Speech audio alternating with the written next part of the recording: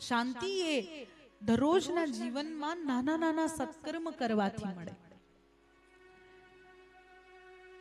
અને આ સમય જે આપણને મળી ગયો છે, સમય એ પરમાત્માની કૃપા છે. આ કેટલા શ્વાસની ગણતરી આપણે લઈને આવ્યા છે આપણને નથી ખબર.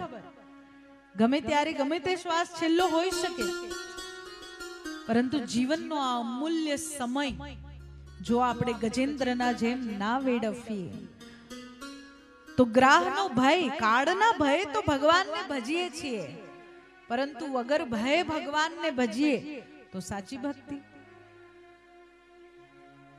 ગજેન્દ્રને કેમ ભગવાન યાદ આવ્યા?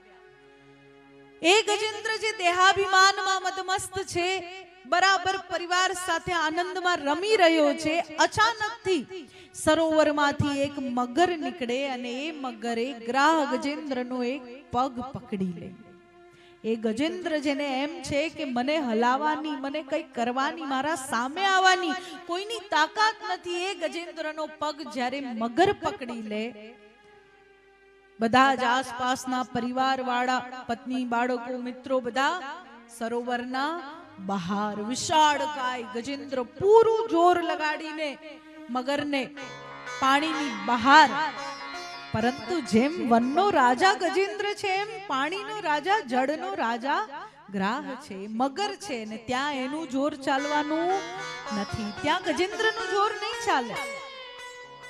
વારંવાર પ્રયત્ન કરે છે, દૂર બધા ઊભા છે સગાવાલા, સૂંઢ લંબાવે છે, ગજેન્દ્ર પકડીને આવી જાય, એમ અવાય? ક્યાંક ખાડામાં પડશો ને તો બધા આમ દૂર ઊભા રહીને જોશે, પરંતુ કોઈ જો કદાચ એ ખાડામાંથી કાઢી લે, એ ખાડામાંથી નીકળવાનો રસ્તો માત્ર પણ બતાવી દે ને, તો એ સાચો સગો. બાકી બધા દૂરથી એમ સલાહ આપશે, આમ નહીં ને આમ કરો, પણ આમ નહીં ને આમ કર્યું હોત તો આવું ના થાત. અરે પણ ભાઈ હવે થઈ ગયું. સાચી વાત તો એ છે કે વ્યક્તિ જ્યારે મુશ્કેલીમાં પડે ત્યારે એ પોતાનું બેસ્ટ આપે છે. વ્યક્તિ જ્યારે ક્યાંક અટવાયો હોય ને તો એ બધી જગ્યાએ હાથ પગ મારે છે, પોતાનું 1000% આપે છે.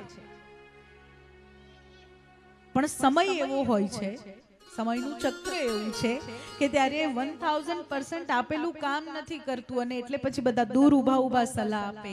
અને આવા સમયે ઉત્તમ રસ્તો છે મૌન. ઉત્તમ રસ્તો છે મૌન. જ્યારે બહુ બધા સલાહ આપતા હોય તો આપણે ચૂપ થઈ જવું જોઈએ, કારણ કે મુશ્કેલીમાં ફસાયેલાને પોતાનાથી નાના પણ સલાહ આપે ને મોટા પણ સલાહ આપે, પણ સમય એવો હોય કે આપણે શું કરવું પડે કે ભાઈ તમે સાચા.